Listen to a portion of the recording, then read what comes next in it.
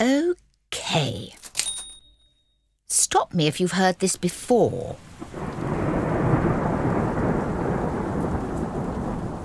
Hidden in the English Channel is an island called Piffling. On the island is a village called Piffling Vale, and on the village square is a funeral home. And opposite that is another funeral home, and that's really the problem in a nutshell. Because Eric Chapman is everyone's favourite. He puts the fun in funerals, he helps them all enjoy themselves, and he's a bit of a charmer to boot. Whereas the brother and sister across the square are nobody's favourite people. Nobody likes their funerals. By now, they've got quite used to it. But that doesn't mean they have to like it.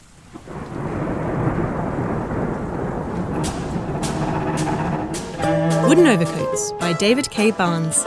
Season 3, Episode 1. The Loneliness of the Short-Tempered Rudyard.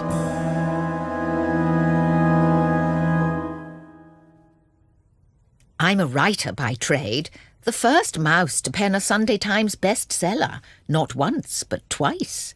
But today I'd paced up and down the length of the skirting board and still I'd come up with nothing. So I decided to take a stroll outside. I scampered across the floor of Funn funerals, slipped under the door and made my way to the middle of the square.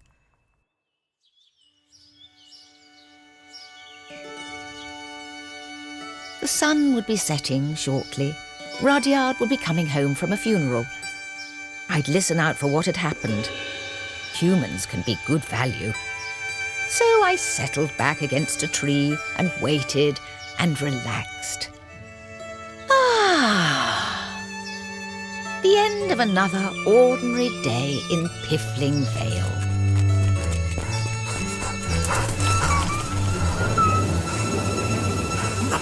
Madeleine, I have not had the best funeral. Oh, Georgie! In the alley, quick! Look, there he is! Watch me right now! I do love a good chase! It's wonderful! Pass me the stick!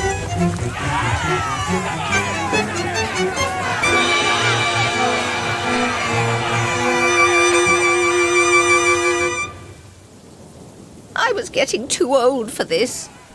Sir, come on, get those legs spinning! You okay?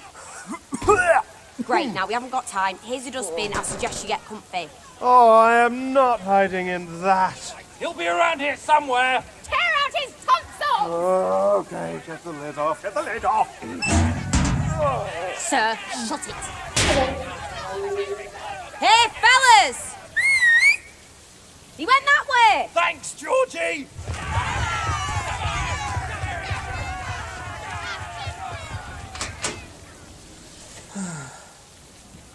You know,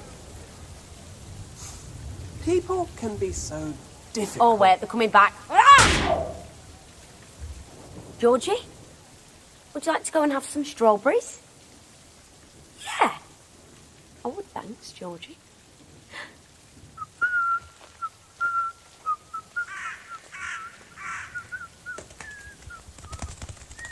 Whilst Rudyard hid in a rubbish bin and considered how life had brought him there, floating high in the skies above him was a large hot air balloon.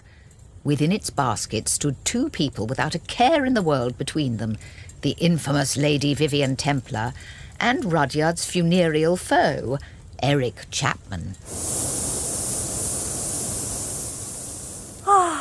This was such a wonderful idea, chappers, just to get away from it all for an hour or two. I know. Just look at that sky. And the birds. And the clouds. And the setting sun. Another day. Another night. Aubergine? Thank you. You know, it feels like simply ages since we've been truly alone together, don't you think? Simply ages. All those council meetings. All those funerals. And never any time for us. There should be time for us, Eric. There should be time. Had we but world enough and time, this coyness, and whatever the rest is. Moving. More champers, chappers? I shouldn't. It goes straight to my head. I say, does it really? I love it when it does it. The most popular person on Piffling. The best man for a mile around. How do you do it, chappers? I just do what I can. Oh, you give me shivers when you stare into nothing like that. To friends. And perchance to more than friends.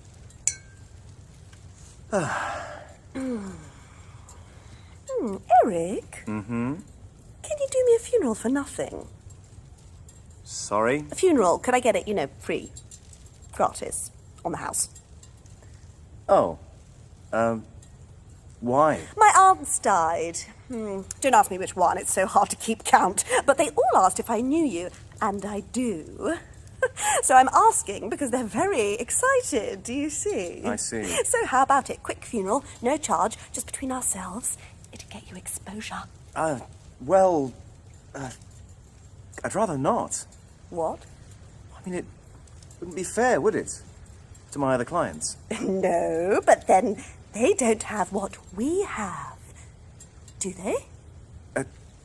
No, I suppose not, but it's just... I can't. Sorry. It wouldn't be right. You do understand, don't you? Oh, yes. I understand. Yes, I understand you perfectly. Don't you worry. I get it. You see, I understand. You don't need to repeat it. There we are. Say no more. That's it. I've got your number. Loud and clear. Enough said. No more to be done. There's no answer to that, and that's all there is to it, isn't there? Blood under the bridge. You want jam on that? Would that I could. Thin. Oh, I wish you'd stop talking about it, actually. Good. Well, shall I pour you some more champagne? What about the mayor? What about the mayor? You told him you'd do his funeral for nothing, didn't you? How did you know that? Because he's always telling us how much he's looking forward to it. Well, I was new. I was settling in, and he is the mayor. Oh, so I'm not important enough for you. That's not it. I can't offer you more than you've already got. Perhaps if you joined the Chapman's Members Club. I should say I'm a pretty regular member of the Chapman Members Club, wouldn't you? Blimey, look. We can do the funeral, but I couldn't give you any preferential treatment. No, you're popular, you're powerful. Whatever can I do for you? Vivian. Perhaps I should take my business elsewhere. After all, you're not the only funeral home on the island, are you? You surely can't mean... I surely can. In fact, that's really not a bad idea. I think I'll pop along and see them this instant. But at least let me land them. No, don't try to stop me. Hand me that parachute. I really think you should reconsider. Ta-da, chappers. I'm sorry things didn't work out. Oh, stop it. I know you're bluffing me. You'd never go through with it. I know you wouldn't. No, you know it all, don't you? Yes? Well, I hope that gives you comfort when I'm gone. Bye. Vivian, wait. What will I do without you? Enjoy yourself. Vivian! Vivian! As Eric watched his date drifting down towards the village, Rudyard emerged from hiding and slunk into Funn funerals to close up for the night. Antigone? Rudyard? By Christ, why do you smell like that? I have been in a bin. For half an hour. Why? Because some people can't accept constructive criticism. You've been chased by an angry mob more times than I care to remember, and it's beginning to make you look bad. I merely suggested that now her husband was dead, the widow might want to lay off the drinking. She'd had half a glass of wine by the time I stopped her. It was ridiculous. Oh, God. At that rate, she wasn't going to remember anything. Maybe she didn't want to remember anything. What's the point of a good funeral if you can't remember it? It's a complete joke out of an entire profession. You just don't understand people at all, do you? People are not complex. They either attack you or they don't. I tried to get her family to agree with me about the drinking, but of course they were all on her side, setting a terrible example, and I told them so. Her father made certain remarks, which turned into vows. Vows? I'll get you, it's the last thing I do, and that sort of thing. And then I began running, so he began running, and they all began running. They should thank me. Why? I've given them some exercise. Now look here. Mr. Beamish. Actually, I don't live here, so don't come looking for me. In fact, this isn't even me talking. It's a machine. Leave your message after the... That should fox him. Right. Time to close up, I think. Oh, it's been a long day. Where's Georgie? Right here. Hot water's all round. Oh, wonderful. I needed this. Ow. It's hot. Hello? Lady Templar? Can I come in? If only you could, but no, we're closed. Yes, you can. Please come in. All right, then. What do you want? I wanted to engage your services for a funeral, but if you're not interested, I can just as easily get... No, of course we're interested. Come on in. Georgie, help the nice lady out of her parachute. I'm great at helping ladies out of parachutes.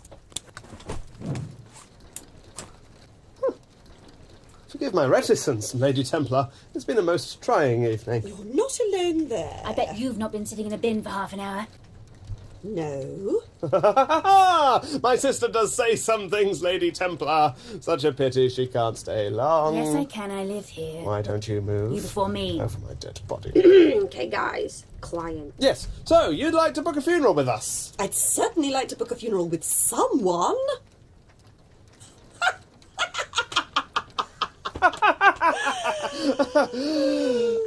But seriously, you'd like to book your funeral with us rather than, say, somewhere else. What makes you think I'd want to go somewhere else? Excuse me?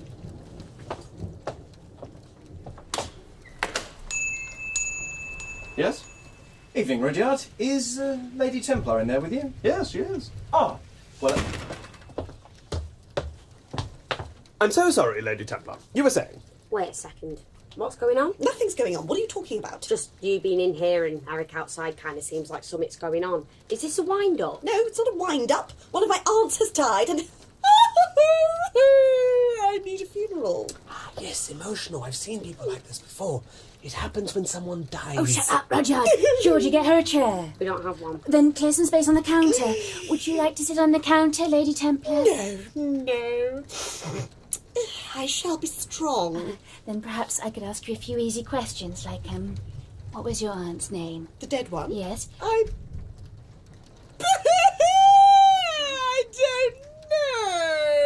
don't know. Perhaps you'd like to come back tomorrow and we can make arrangements then? Oh, don't let her leave. She'll go back to Chapman. I will not be doing business with Eric Chapman, because Eric Chapman is a louse.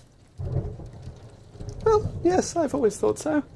Quite frankly, I'd book a funeral with anyone who isn't Eric Chapman. That's certainly our niche. And so I should be delighted to book a service with Funn funerals instead of Chapman's. And you can tell everyone, for all I care. Especially Eric's friends. I mean, well, does he have any friends? No,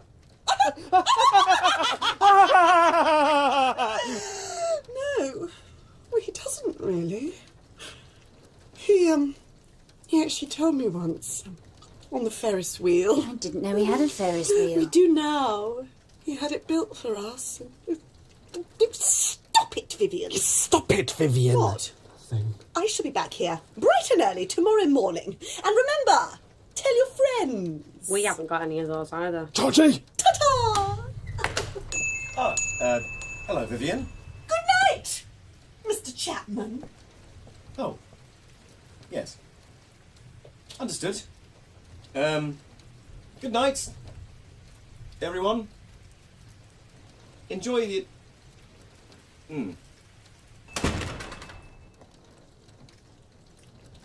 That was peculiar. Nothing peculiar about it. She's a woman of intelligence and she understands quality. Yes, which means she hates you. And yet she's still booking a funeral with us. Now, if everybody else could overlook how much they hate me, we'd really be in business. She is one of the most influential people on the island. If we do this properly, we might finally regain some respect around here. was almost beginning to give up hope. We just had to stick to our guns. I still think something's going on, sir. Don't be paranoid. It's been a brilliant day's work. Oh, time to celebrate with some hot water. Oh, yuck. It's gone cold. To my surprise, Lady Templar kept her word, and the next morning saw Piffling's leading socialite being given an exclusive tour of Antigone's mortuary. You know, I rarely allow any visitors down here, so for me, this is really great. Look out, watch your step. You wouldn't want to fall and break your neck, though if you did, this is the best place for it. That's a joke I tell myself. You don't have to do that. Righty. And that's the last step. Now I'll remove your blindfold for you. Sorry about that, by the way. It's just so you can't tell anyone how you got here. I went down a flight of steps. I'll have to drug them next time. What? So, this is a mortuary. I wanted to show you the care and commitment we put into our work. And by our work, I mean my work. It's no one else's work. So that you know your body will be in safe hands. Don't touch anything. Oh, I wasn't going to. Good, I wouldn't like it. Now, over here is Mrs. Sangfroid. She died of a ruptured stomach, as you can see. How fascinating. Is it? Oh, it was quite a tricky job, this one. She's oozing everywhere, but you can be sure she'll look good as new by the time I'm done with her. How nice. Can I go now? Even more intriguing is Mr. Prendick over here, because if we don't get to the body quickly enough, it begins expanding, and it takes quite a long time for it to stop. Oh, dear God. The belly in particular. Just put your hand on that. Here, I'll help you. Firm, isn't it? Very firm. Yes. Don't be too sure. The slightest bit of pressure and he'd explode. We shouldn't be doing this at all, really. I want to go home. You have to make an incision and let the air go out. It's just like a balloon. Do you like balloons? Father wouldn't let me have any. Please let me go. There's really nothing that I can't handle. Some of the bodies don't even have a head. And that's when I have to get creative.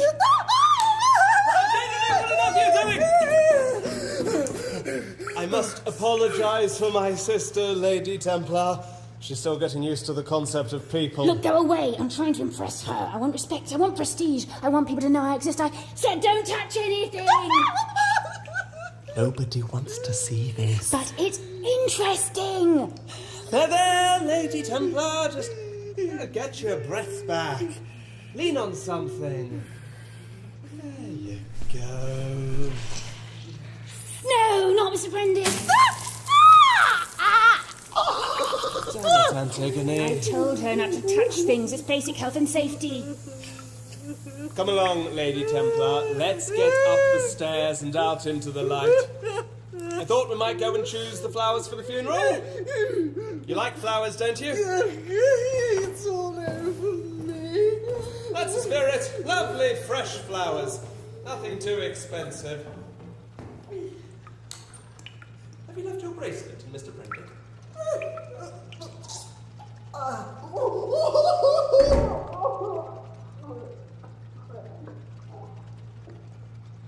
Damn. I forgot to give her a business card. Rudyard took the traumatised Lady Templar for a visit to Piffling's foremost florist, Petunia Bloom. This was a bit of a gamble, as he'd previously driven Petunia to a near breakdown through excessive haggling. But he was sure she wouldn't hold that against him. Get away! Get away! Petunia, please. Go on, get away from me. Go, go, shoot.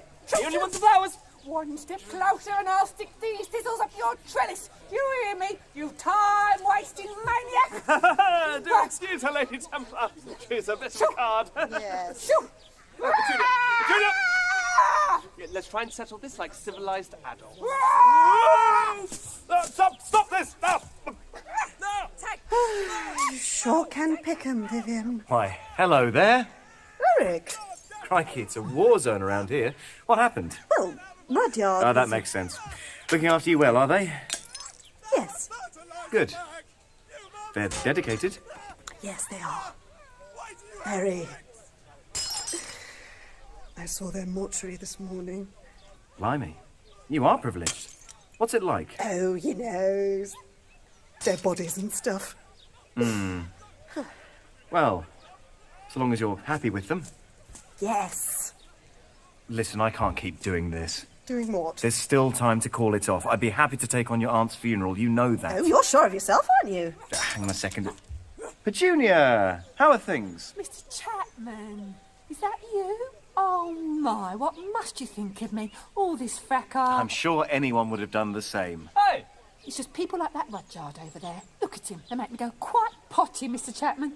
All I want to do is an honest day's business. Of course you do. Roses are red, violets are blue. At Petunia Plumes, they're 1 for 2. Oh, don't all rush to me at once. I want a Christmas tree. No, you don't, darling. It's spring. I am an individual. Shut off! I don't suppose I could have a batch of lilies from you this morning and a couple of white roses? Of course you can. Here, take 'em with my compliments. Oh, no. I wouldn't dream of not paying for them. Oh, isn't he a gentleman, Viv? Quite. And, could I get anything for you, Lady Templar? No. Oh. Really? Mr. Funn? Mr. Funn, stop shaking behind that Spiegel tent and come here. Yes. Right away. Sorry. Not bleeding. Yes, you are. Miss Bloom, I want you to sell this man a selection of your best roses, peonies and night-scented stock, because he will be conducting the funeral that I refuse to grant to this conceited, overconfident lizard. Oh, my. The flowers, Miss Bloom. As you like it. Here you go, Mr. Funn. Oh, finally! A little service around here. Shut up! Furthermore, Mr. Funn, I should like to discuss the service with you tonight. At the yacht club. Over dinner. What? Oh. Gosh, well... 8 o'clock! Don't be late, will you? No, at Funn funerals we get me and the yacht club in the evening on time. Rest assured. Astounding. Petunia, can I have some peonies too? I don't think so, Mr. Chapman. I'm not sure what you've been doing to upset Viv like that, but whatever it is, we don't allow it around here. Wait, what? Petunia!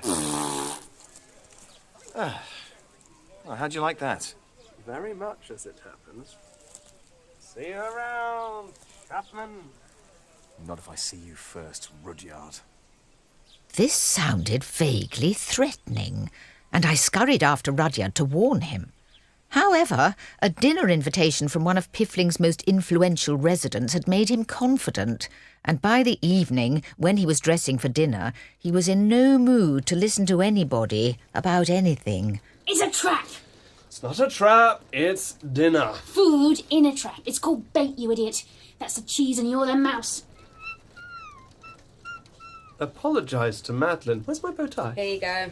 Oh, how sad. The clips come off. Got some blue tack. Brilliant! It doesn't make any sense, Rudyard. You must see that. I don't see why not. She doesn't like you. I knew that in the womb. I meant Lady Templar. She's never liked you before. You must admit, it is a bit strange. You're fending off a botanic assault from Petunia Bloom, and suddenly Lady Templar's inviting you to dinner. It's called cause and effect. Look it up. Do you think these sleeves are too long? Yeah. I'll cut the cuffs off. Thank you, Georgie. Look, it's a simple case of a client wanting to discuss a funeral with her local undertaker over a 3-course meal.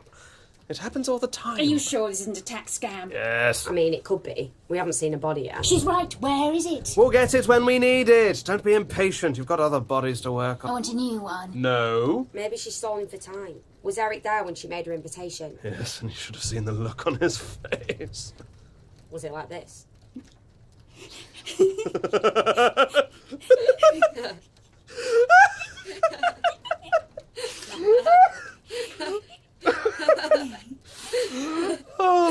Oh. No, it wasn't. But that's a good one, too. Wait, you think Lady Templar's trying to antagonise Chapman by doing business with us? Just gets better and better. Well, if she's gaming the system, it doesn't. She could be attacking Eric's pride, holding out for a discount. So she never intended to let us do the funeral. I knew it. Hey, it's just a theory. But it fits all the facts. No, it doesn't. She's going with us because she wants the better service. Come on. What do you mean? I mean, come on. Time to get you off to dinner. No, don't go. You're being set up. It'll all end in tears. Look, stop it. All of you. I've had it up to here with your gloom, your doom, and your pessimism. I'm proud of what we achieve here, and you should be too. And why, may I ask, is it so hard to believe that somebody might actually want to spend an evening in my company over dinner in a public place? Because it's you. Well, thank you, Antigone. Thank you very much. No offence. Lots taken. If you'll excuse me, I shall leave whilst I have a shred of dignity intact. Good night.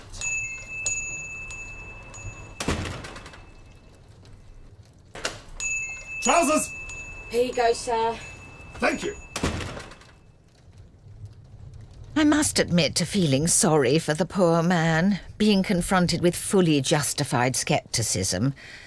So I tagged along with him to the yacht club, where he was shown outside to a table overlooking the bay. Lady Templar was waiting for him. Your seat, monsieur.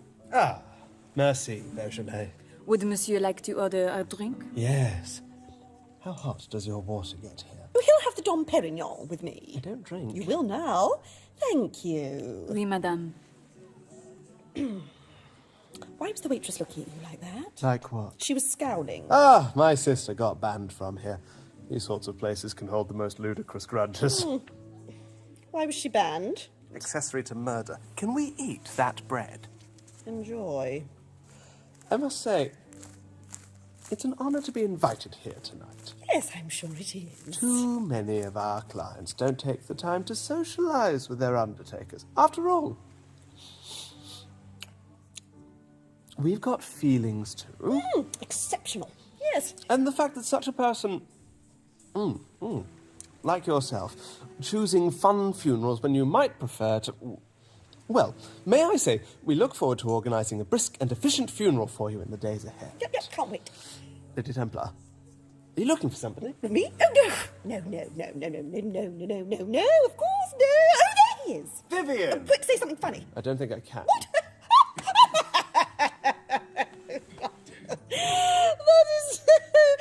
That is so pithy. I'm just having a wonderful evening.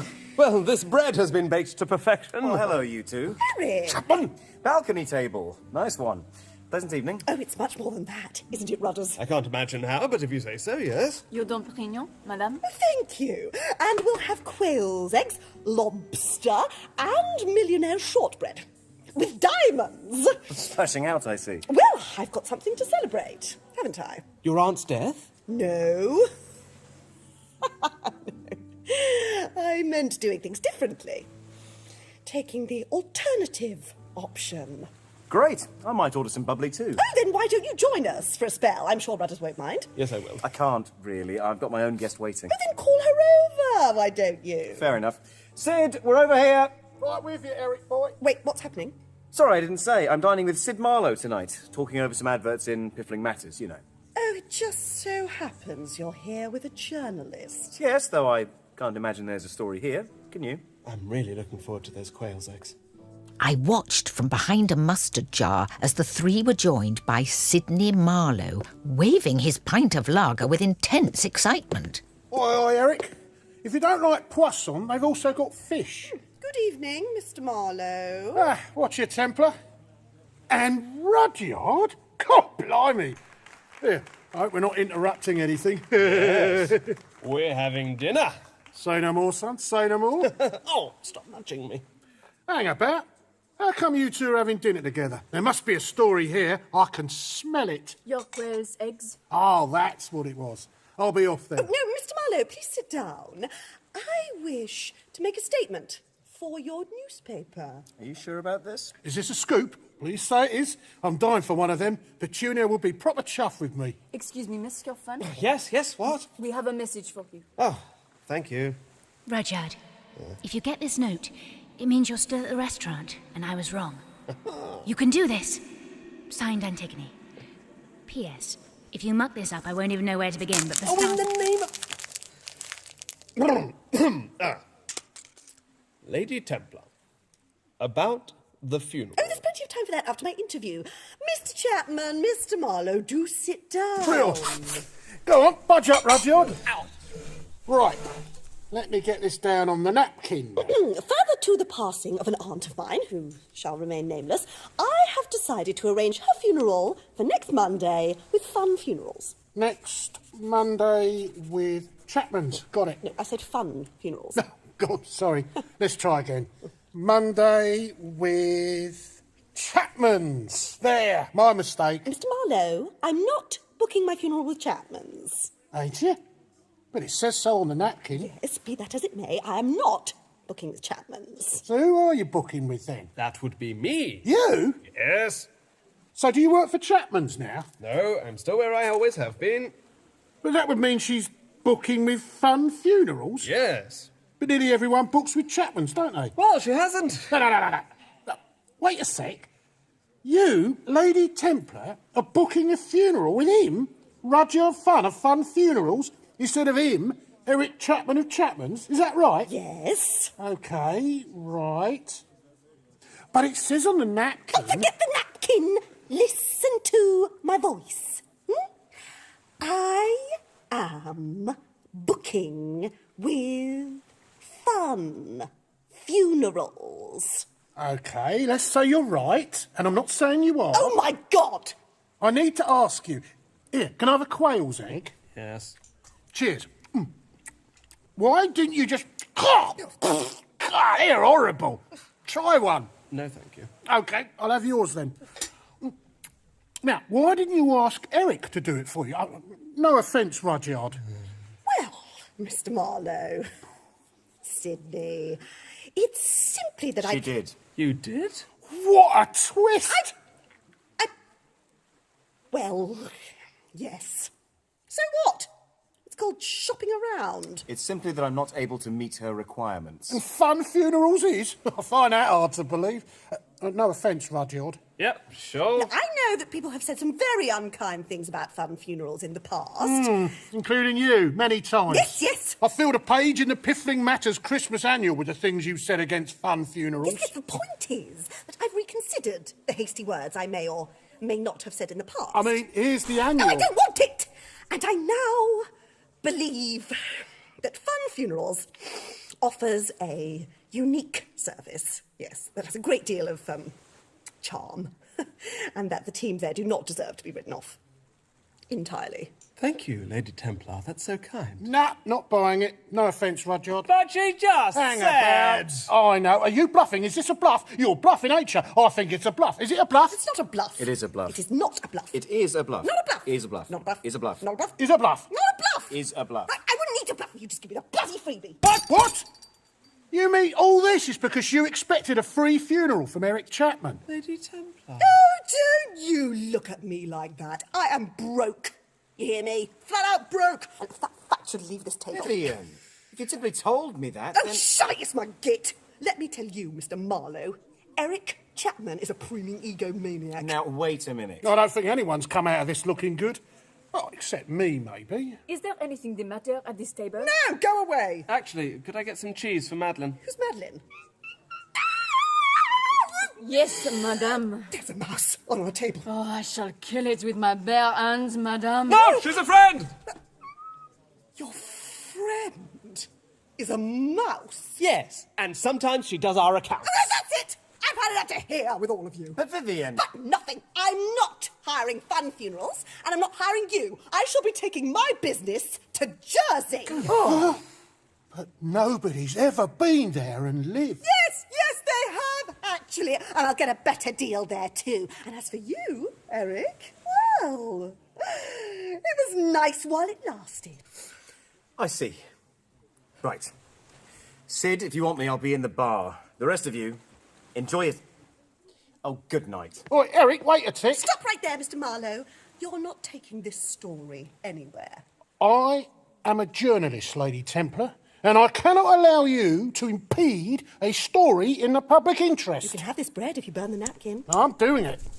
Hey! Pleasure doing business with you. Oi, Eric, grabs on me. Oof, a ghastly end to a ghastly evening. God! I hope I've still got that cheesecake in the fridge. Lady Templar, were you really just using us? Oh. Good night, you bizarre little man.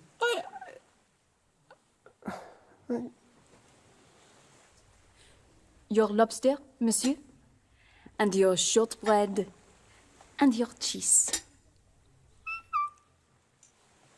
Would you like the bill now or later? The bill? I'll bring it later. Enjoy your meal. But... Madeleine, What happened? Like his sister before him, Rudyard was banned from the yacht club, having refused to sell their house to pay for a meal that nobody wanted. An hour later, we quietly arrived back home, and Rudyard broke the news. Well, how'd it go? We lost the client. She was stringing us along. Just like you all said. I knew it. I knew it was too good to be true. I let you into my mortuary. Oh, it's unclean, unclean. Antigone. Oh, sorry. I am sorry, Rudyard. There'll be other clients. We're not beaten yet. Are we? You should get some sleep. Good night.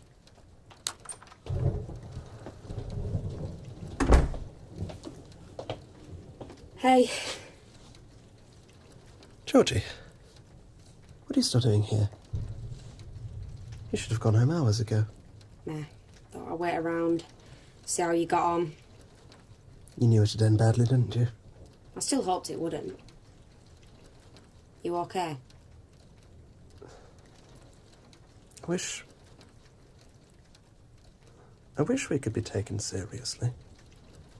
Well, give it time, sir. See you tomorrow.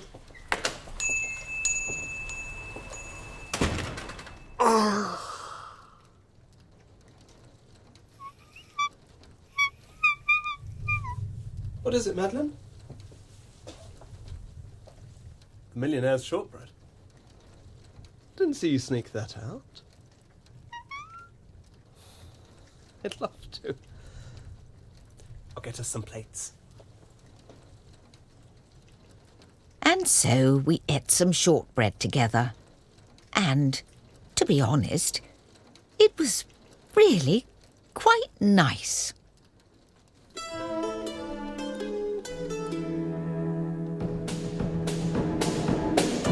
The Loneliness of the Short-Tempered Rudyard was written by David K. Barnes and was performed by Felix Trench as Rudyard, Beth Eyre as Antigone, Tom Crowley as Eric, Ciara Baxendale as Georgie, Catriona Knox as Lady Templar, Sarah Thom as Petunia Bloom, Paul Putner as Sid Marlowe, Holly Campbell as Tanya, and Belinda Lang as Madeleine, with additional voices by Holly Campbell and Pip Gladwin.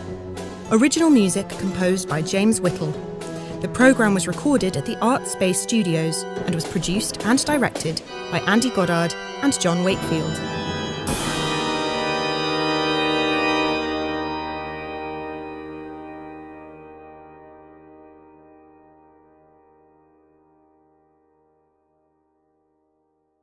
Hi everyone, here it's John and Andy on the production team of Wooden Overcoats. Hello!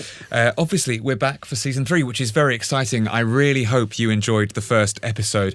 We are massively proud of this series, which is going to be running for the next 7 weeks, 8 episodes coming onto your podcast feed. Every Thursday. But the other thing to tell you about is that we have the Wooden Overcoats live shows, which are now at King's Place near King's Cross, and they are happening from tomorrow, if you're listening on the day of the broadcast, that's the 23rd, until the 6th of April every other week.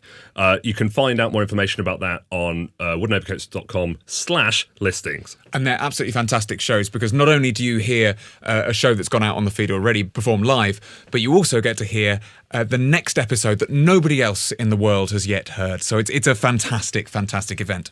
Anyway, thank you so much for listening to this episode. We hope you enjoy the rest of the series, and thank you so much for funding it. Again, it's just such a privilege to make these things for you. It is. We still can't believe the generosity of all of you around the world. And we hope you enjoy yourselves. The show. Yourselves. You see what we did there? It's planned.